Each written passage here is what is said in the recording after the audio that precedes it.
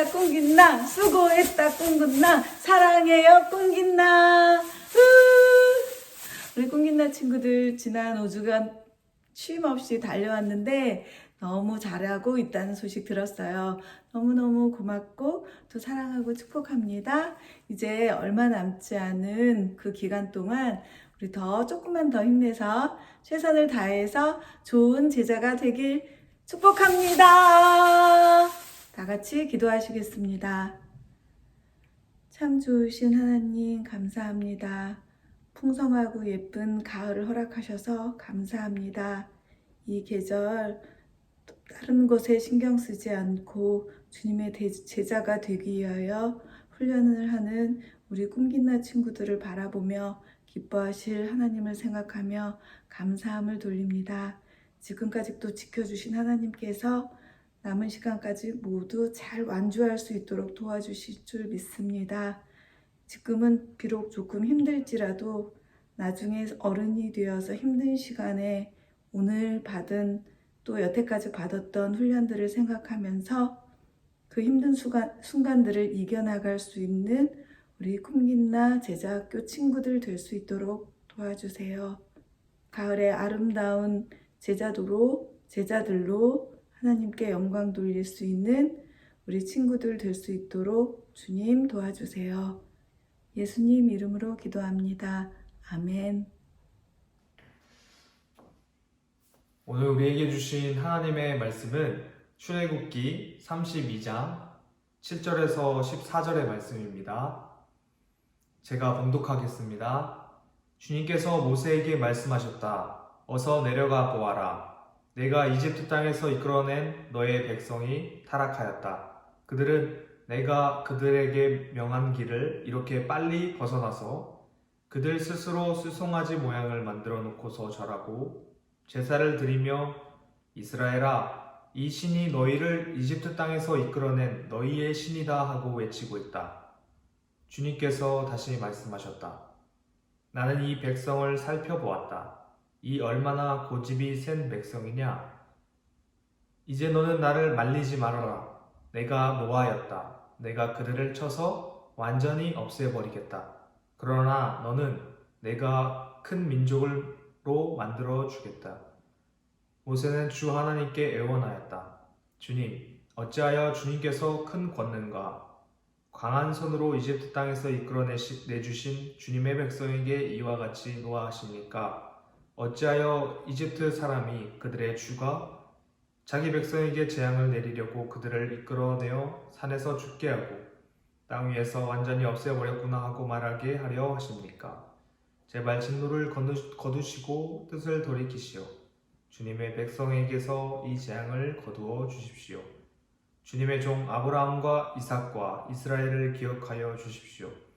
주님께서 그들에게 맹세하시며 이르시기를 내가 너희의 자손을 하늘의 별처럼 많게 하고 내가 약속한 이 모든 땅을 너희 자손에게 주어서 영원한 유산으로 삼게 하겠다고 말씀하셨습니다.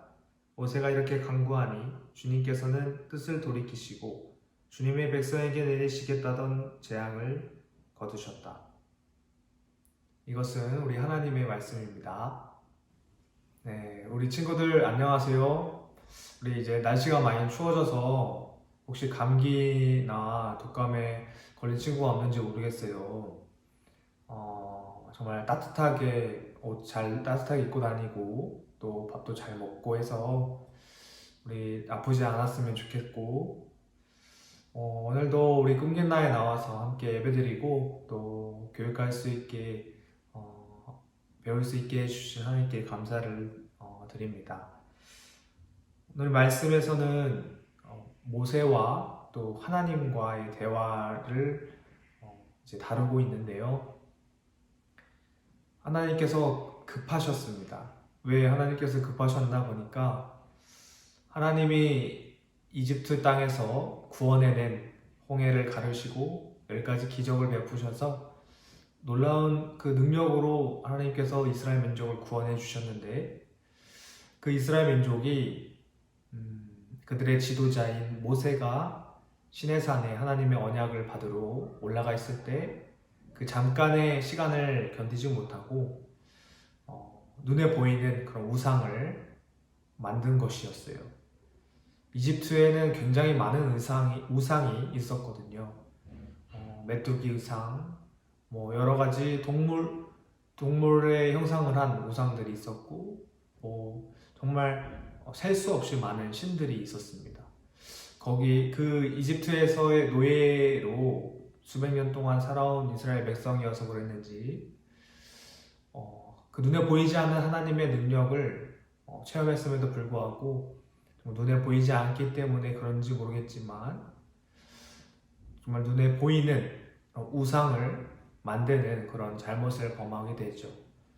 그 금송아지 우상을 만들어서 그것이 우리를 이집트 땅에서 구원한 하나님이라고 이렇게 고백하며 뛰어노는 그런 이스라엘 민족들을 보셨을 때 하나님께서 매우 급하셨습니다. 마음이 어떻게 해야 할지를 모르셨어요.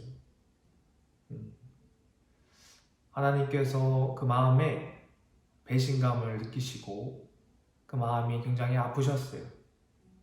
내가 이 민족을 그 노예 생활에서 이집트의 수많은 우상의 잘못된 그런 풍습과 문화 속에서 건져내어서 정말 참 생명의 삶으로 약속의 땅으로 이끌어내시려고 하셨는데 다시 그 이집트에서의 노예의 모습으로 돌아간 이스라엘 민족, 그리고 하나님을 알지 못하고 하나님을 인정하지 못하고 하나님께 예배하지 않고 우상을 섬기는 이스라엘 민족을 봤을 때 하나님의 마음이 굉장히 아프셨다는 것이죠.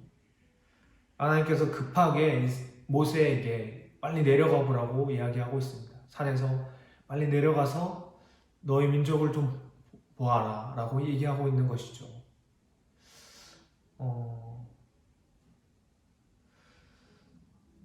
하나님께서는 여기에서 더 나가셔서 그 마음에 정말 그 진노가 정말 불타올랐던 것 같습니다.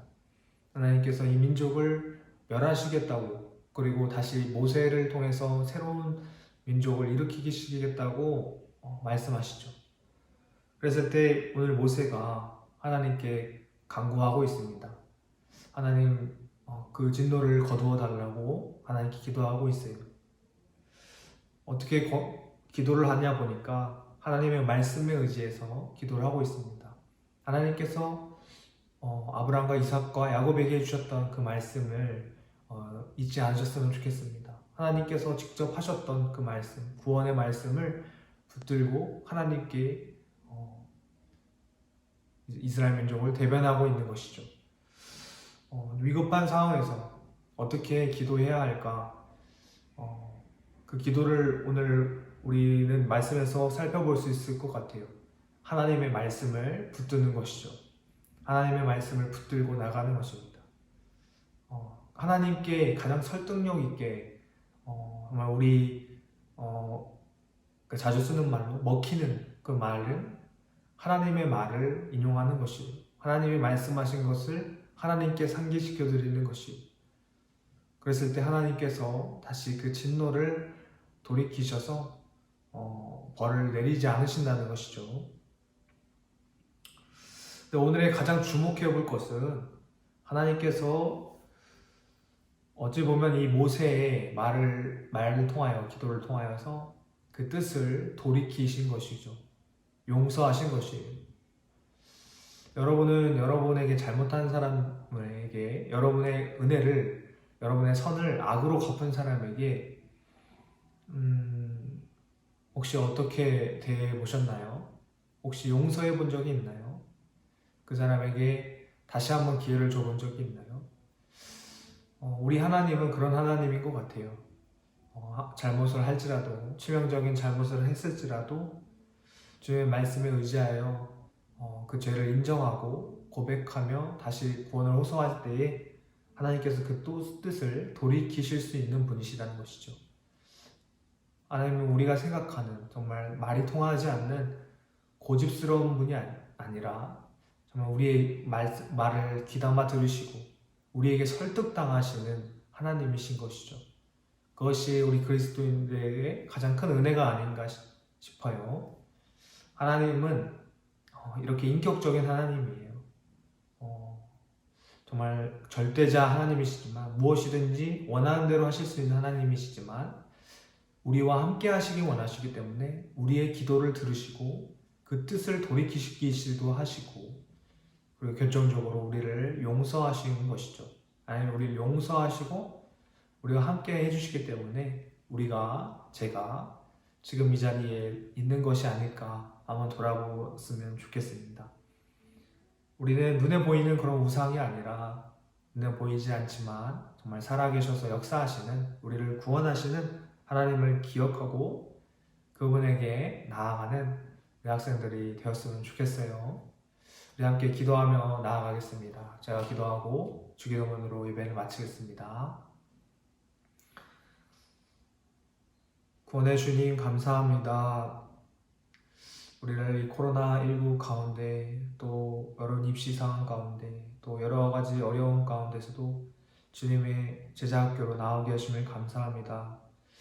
이곳에서 저희가 들어야 할 말씀을 듣게 하여 주시고 깨달을 말씀을 깨닫게 하여 주셔서 우리가 주님을 좀 더 알며 주님을 따르는 제자로서의 삶을 살아갈 수 있게 해주세요. 그리고 또 제자를 넘어서 사랑받는 자녀로 살아가게 해주세요. 우리를 용서하시고 우리를 품으시는 주님께 감사드리며 예수님의 이름으로 기도드립니다. 아멘. 하늘에 계신 우리 아버지, 아버지의 이름을 거룩하게 하시며 아버지의 나라가 오게 하시며 아버지의 뜻이 하늘에서와 같이 땅에서도 이루어지게 하소서.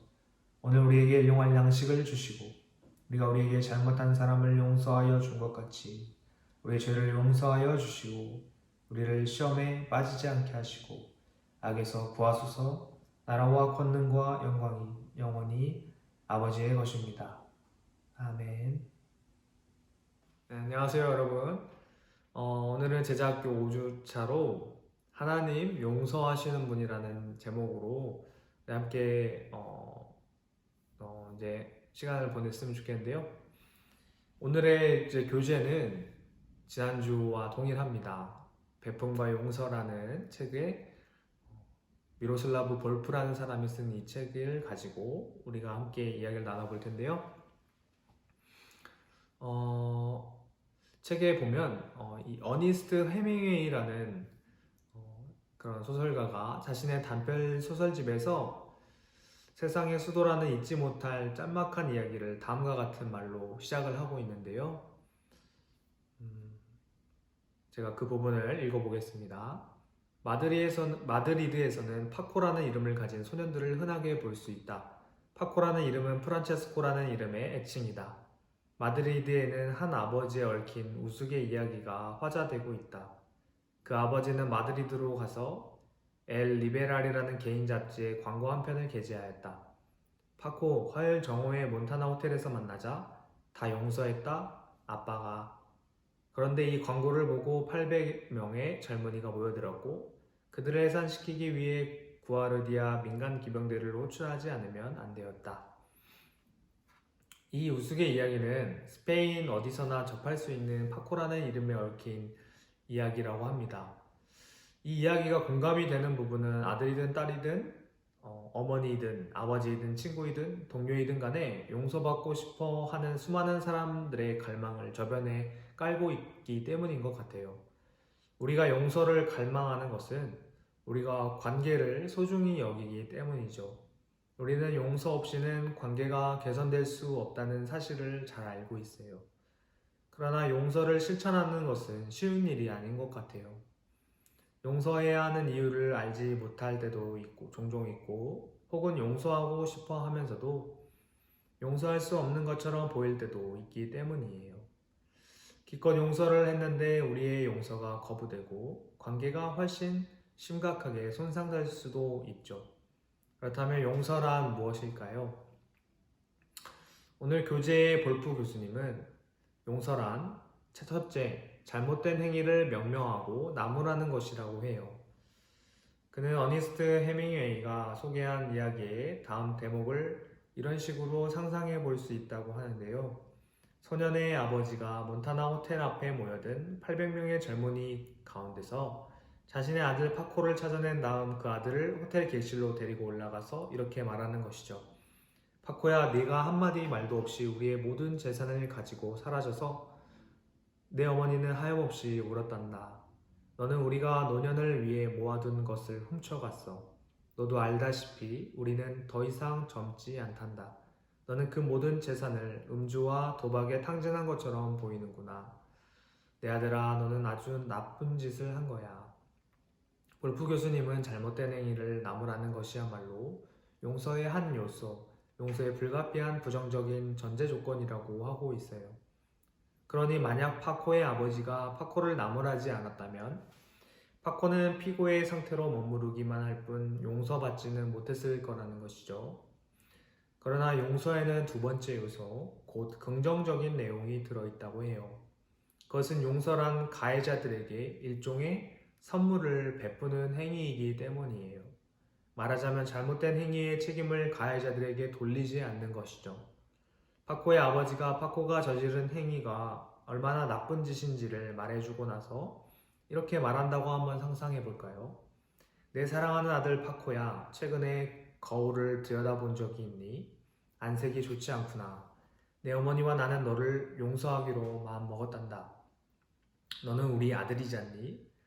우리는 잘못된 행위의 책임을 너에게 묻지 않기로 했단다. 이리 와서 이 아비를 꼭 껴안아 주렴. 우리 실컷 먹고 집으로 가자꾸나. 이러한 용서를 통해 비로소 가해자의 어깨에서 무거운 짐, 곧 잘못된 행위가 벗겨지는 것이죠. 실제적인 부채를 너그럽게 탕감해 주는 것이야말로 용서의 핵심이에요. 용서는 일종의 특별한 선물이죠. 우리는 베풀면서 우리 자신의 유익을 구하는 것이 아니라 다른 사람의 유익을 구하게 되죠. 용서의 경우도 마찬가지예요. 우리는 다른 사람을 위해 용서하는 것이에요. 그렇지만 베품과 용서의 사이에는 중요한 차이가 있어요. 베품은 다른 사람들이 마음에 들거나 다른 사람들이 궁핍한 처지에 있을 때 우리는 이렇게 무언가를 베푸는 것인데, 우리는 베품을 통하여 다른 사람들을 즐겁게 해주거나 그들의 부족한 것들을 채워주죠. 반면에 다른 사람들이 우리에게 잘못했을 때는 그 사람이 마음에 드는지 안 드는지, 또 그 사람의 형편과 상관없이 용서를 해야 해요. 또 용서는 누군가의 위반, 비행, 위법행위, 범칙행위, 부채로 내가 피해를 입었을 때 하는 것이, 용서가 베품보다 어려운 것은 바로 이 때문이죠. 그런데 볼프 교수님은 용서가 지닌 문제는 거기서 끝나지 않는다고 말하고 있어요.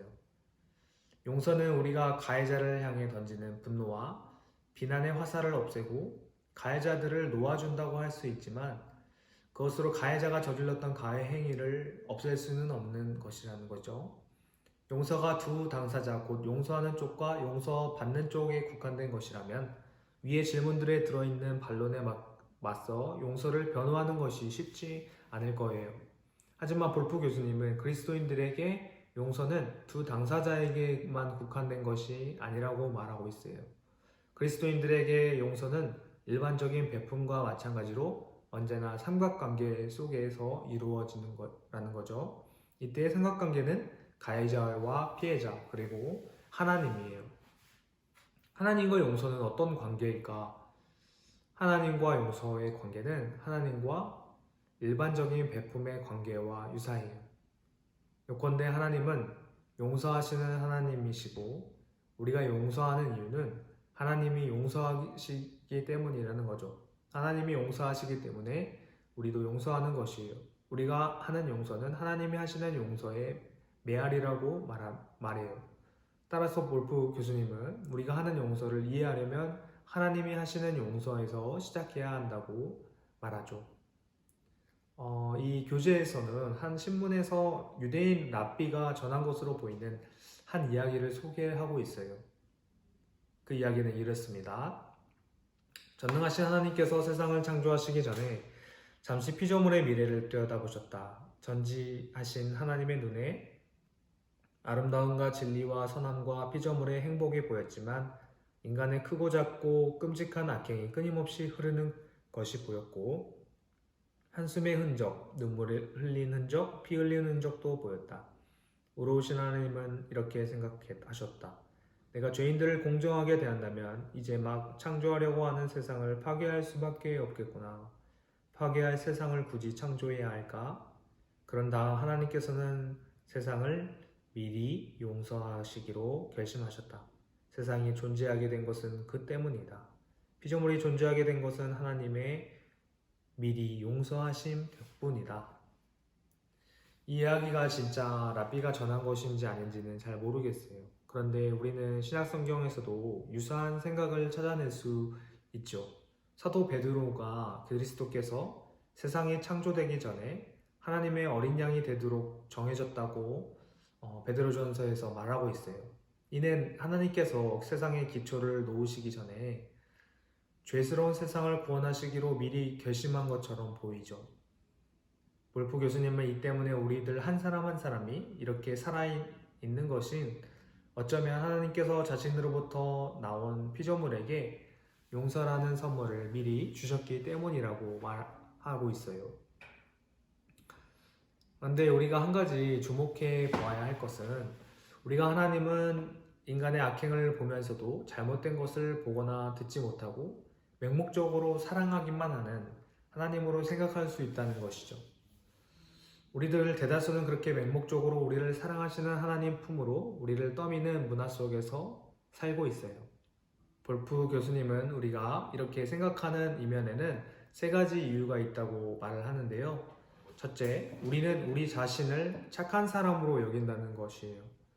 우리는 이기적이고 자기중심적인 사람이 되기를 거부하지 않고 오히려 그렇게 되는 것이 당연하다고 생각할 수 있다는 거죠. 둘째, 우리는 우리 가운데 상당수의 사람들이 이런 생각을 가지고 있는데, 즉 우리가 사적인 영역에서 무엇을 하건, 특히 사적인 영역에서 무엇을 생각하고 느끼고 무엇을 바라든 간에 그것은 남이 상관할 일도 아니고 하나님이 상관할 일도 아니라는 것이에요. 우리가 생각하거나 바라는 것을 행동에 옮기고 말을 잘못해서 누군가를 낙심시키고 공상을 실행에 옮겨 누군가를 해칠 때에만 상관할 일이라는 거죠. 셋째, 우리는 무슨 일을 하든지 남들의 수긍을 받을 것이라고 믿는다는 거예요.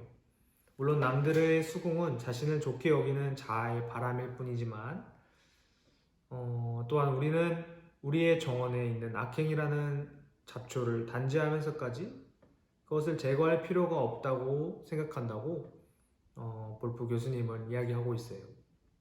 이렇게 우리는 우리의 모든 행위를 용납하는 하나님만이 선한 하나님이라고 생각하게 되는 것 같아요. 하지만 볼프 교수님은 그러한 하나님은 맹목적으로 사랑하는 산타클로스 할아버지를 신성화한 것에 불과하다고 이야기하고 있어요. 사도 바울은 하나님에게서 맹목적으로 사랑하는 할아버지가 보이는 것과는 전혀 다른 행동과 태도를 찾아내는데요. 그는 하나님의 심판과 정죄, 하나님의 진노를 거침없이 말하고 있어요. 우리 친구들 중에는 진노가 하나님에게 어울리지 않는다고 생각할 수도 있을 것 같아요. 하나님은 사랑이시지 않는가? 라고 생각하면서 말이죠.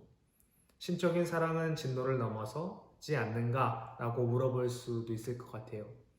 물론 하나님은 사랑이시고 모든 사람과 모든 피조물을 사랑하지만 근데 이 볼프 교수님은 아이러니하게도 바로 이 사랑 때문에 하나님께서 진노하는 것이라고 말하고 있어요.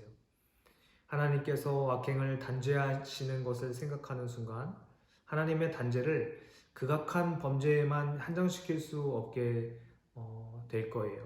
그 경계선을 어디에 그을 것이며 어떤 근거로 그을 수 있을까요? 단죄받아 마땅한 것은 모두 그 위반 정도에 따라 단죄받아야 할 것이에요. 사소한 잘못에서 살인에 이르기까지, 게으름에서 우상숭배에 이르기까지, 욕심에서 약탈에 이르기까지 모든 잘못이 단죄되어야 할 것이죠. 경범죄는 제외하고 극악한 범죄만 단죄하는 것은 불공정한 처사일 거예요. 정도가 어떠하든 범죄는 범죄이고 따라서 단죄되어야 마땅하기 때문이죠. 볼프 교수님은 지금까지의 내용을 요약하면 다음과 같다고 말하고 있어요. 이 세상은 죄로 가득 차 있고 하나님께서 세상을 수긍하시지 않는 것은 그 때문이라는 거예요. 그런데 하나님은 세상을 사랑하세요. 하나님께서 세상을 합당하게 처벌하시지 않는 것 또한 바로 그 때문이라는 것이죠. 그러면 하나님은 이 진퇴양난에 처하여서 어떻게 하시는가? 그것이 오늘의 주제, 하나님은 용서하신다는 거예요. 그렇다면 하나님의 용서는 결국 하나님의 심판, 곧 정의를 유보하시는 것일까요? 어떻게 하나님은 완전한 용서를 해주실까요? 로마서 3장 23절에서 25절에 이렇게 나와 있죠. 모든 사람이 죄를 범하였으므로 하나님의 영광에 이르지 못합니다. 그러나 사람은 그리스도 안에 있는 속량을 힘입어서 하나님의 은혜로 값없이 의롭게 하여 주심을 받습니다. 하나님께서 이 예수를 사람에게 속죄 제물로 주셨습니다. 누구든지 그 피를 믿으면 속죄함을 받습니다. 하나님께서 이렇게 하신 것은 사람들이 이제까지 지은 죄를 너그럽게 보아주심으로 자기의 의를 나타내시려는 것입니다. 용서는 무언가를 말하는 것과 관계 있는 것도 아니고, 무언가를 말해서 효과를 내는 것과 관계 있는 것도 아니고, 용서는 무언가를 행동에 옮기는 것과 관계가 있죠. 하나님은 용서하실 때 예수 그리스도를 속죄 제물로 주셨습니다. 이것이 하나님의 용서하시는 방법이죠. 사도 바울은 로마 교회 신자들에게 보내는 편지에서 이와 유사한 사상을 다른 이미지로 표현하고 있어요. 로마서 5장 10절에 우리가 하나님의 원수로 있을 때 그분의 아들의 죽으심으로 하나님과 화해하게 되었습니다. 이렇게 용서는 그리스도의 죽으심을 통해서 일어나게 되는 것이에요. 하나님께서 용서하시는 것은 그리스도께서 우리의 빚을 갚아주셨기 때문이에요. 그리스도는 우리를 대신하여 유죄 판결을 받으신 것이죠. 이것을 가리켜서 대속이라고 부르고 있어요. 예수님께서 고난을 겪으신 것은 하나님께서 우리를 사랑하신 나머지 우리의 죄의 짐을 덜어주시려고 하셨기 때문이에요. 그렇다면 이런 질문을 해볼 수 있어요. 전도사님, 과연 그것이 공정한 처사일까요? 사도 바울이 말한 대로 하나님은 아들을 내주심으로 혹시 아들을 학대하신 것이 아닐까요? 대속은 죄 없으신 하나님의 독자이신 그리스도께 하나님께서 악행을 가하는 것이 되지 않을까요? 여기에 대한 답은 굉장히 신비로운 대답이 될 것 같아요. 만약 예수님께서 제3자라면, 다시 말해서 피해자이신 하나님과 관련이 없고 가해자인 인간과도 관련이 없다면 성부 하나님은 성자 하나님 예수님을 학대하고 신적인 악행을 저지른 셈이 될 거죠. 하지만 볼프 교수님은 예수님은 제3자가 아니라고 이야기하고 있어요. 예수님은 피해를 입은 당사자, 곧 하나님이라고 하는 거죠. 사도 바울은 고린도서 5장 19절에 하나님께서는 사람들과 죄가를 따지지 않으시고 세상을 그리스도 안에서 자기와 화해하게 하셨습니다. 라고 말하고 있어요. 곧 그리스도 안에 계신 하나님께서 세상을 자기와 화해하게 하신 것이죠.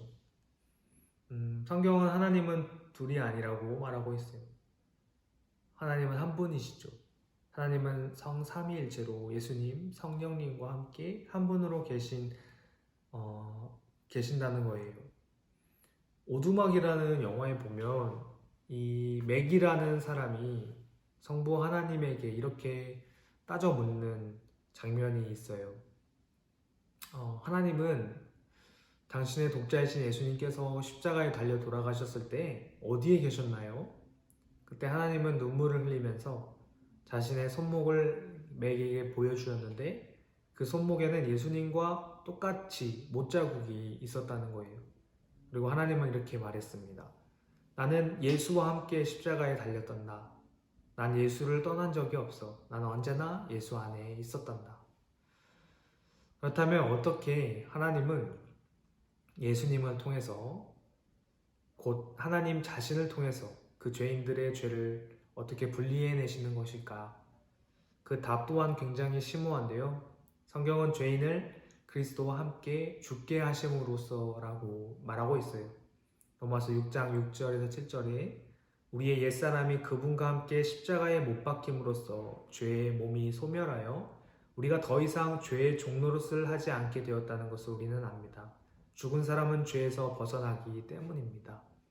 죽음이 행위자를 그 행위에서 벗어나게 하는 것이죠.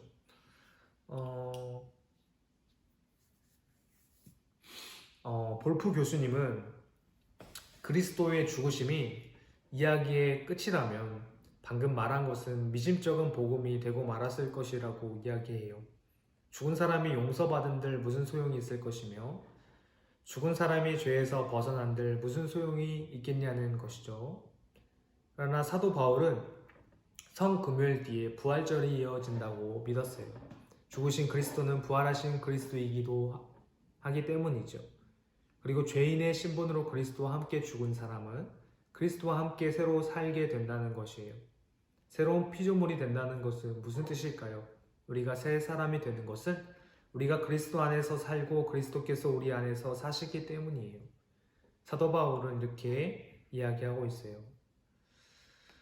나는 율법 앞에서는 이미 율법으로 말미암아 죽었습니다. 그것은 내가 하나님 앞에서 살려고 하는 것입니다.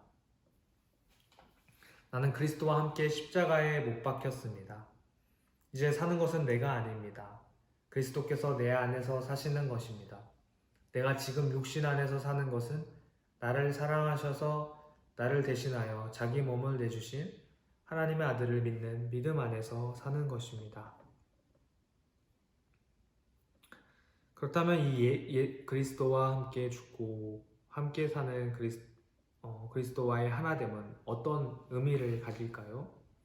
종교개혁자 루터의 말을 빌려서 그것은 첫째, 그리스도께서 거주하시는 사람의 그 변화와 관계가 있다고 얘기해요.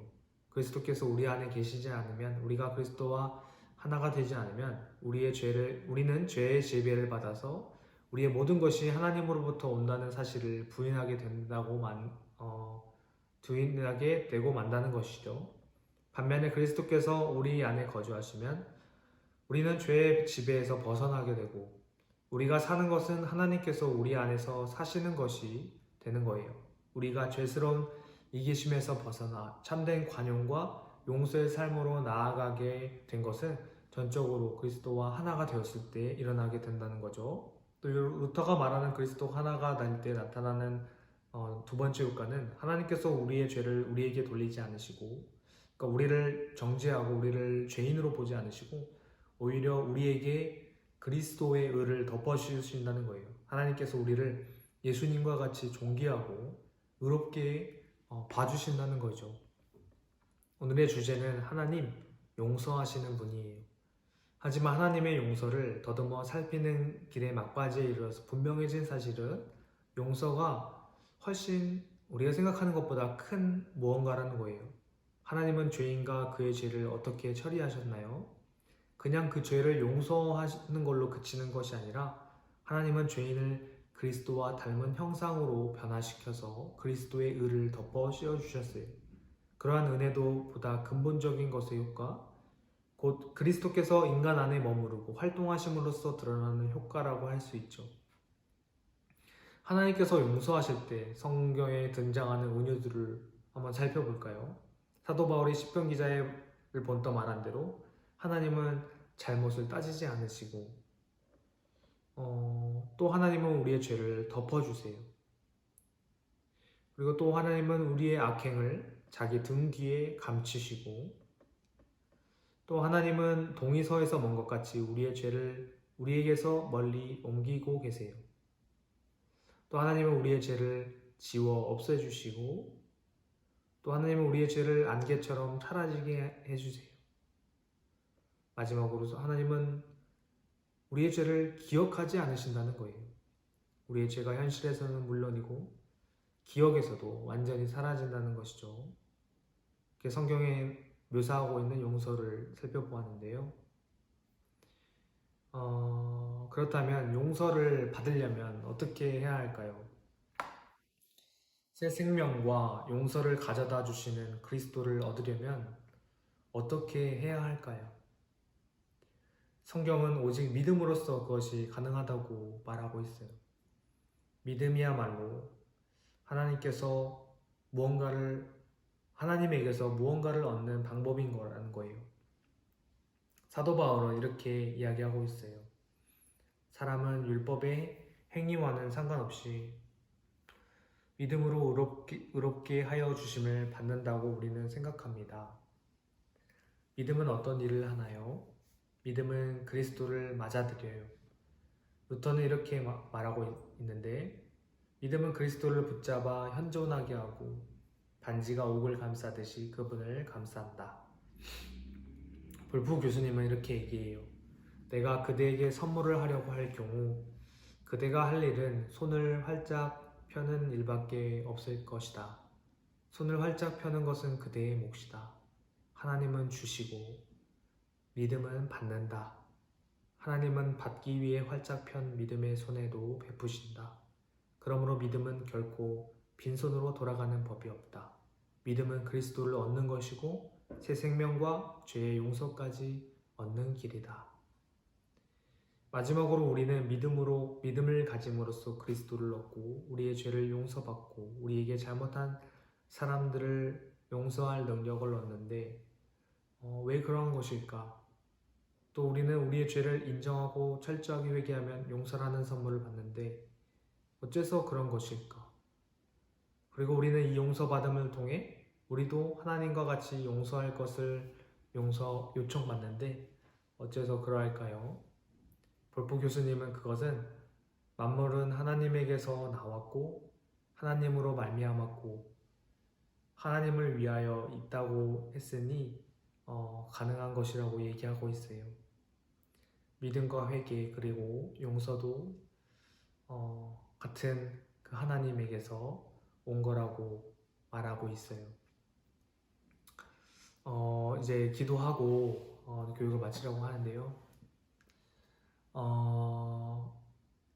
제가 기도하고 마치겠습니다. 자, 우리 눈 감고 손을 모으고 함께 기도하겠습니다. 주님 감사합니다. 우리를 미리 용서하시기로 작정하시고 우리를 창조하여 주시니 감사합니다. 주님으로부터 나온 우리가 정말 우리에게 주어진 시간과 공간 속에서 정말 사람들과 함께 살아가면서 많은 죄를 짓고 하나님 보시기에 악한 일들을 많이 저질렀습니다. 저희를 주님 정말 저희를 보시고 진노하실 뿐 아니라 정말 그리스도를 통하여서 그 믿음을 통하여서 우리를 용서하시고 우리를 다시 품어주시기로 하심을 그 은혜를 감사합니다. 우리가 우리의 죄를 철저하게 깨닫고 용서해 주시는 분께 우리 죄를 고백하며 나아갈 수 있게 해주세요. 그래서 우리의 죄가 용서받고 용서받은 자로서 그리스도가 우리 안에 거함게 하시고 또 그 주님이 우리 안에 그 용서받음을 통해서 그것을 믿음을 통해서 우리 안에 주님 거하시는 주님이 우리의 이기적인 마음과 자기중심적인 마음을 벗어나서 정말 이타적인 삶, 하나님의 영광 올리는 삶, 하나님을 기쁘시게 하고 많은 사람들을 유익하게 하는 그런 삶을 살아갈 수 있게 도와주세요. 우리에게 그럴 능력을 허락하여 주시고 또 무엇보다도 주님이 우리를 용서하셨듯이 우리 또한 우리에게 용서를 구하는 이들을 용서할 수 있게 도와주세요. 그리고 주님이 우리를 용서하셨듯이 또 우리가 주님께 용서를 구하듯이 우리에게 용서가 필요한 사람들에게도 우리가 잘못을 고백하며 그들에게 사죄할 수 있게 할 수 있는 용기를 도와여 주세요. 감사드립니다. 모든 것을 주님께 맡겨드리며 예수님의 이름으로 기도드립니다. 아멘.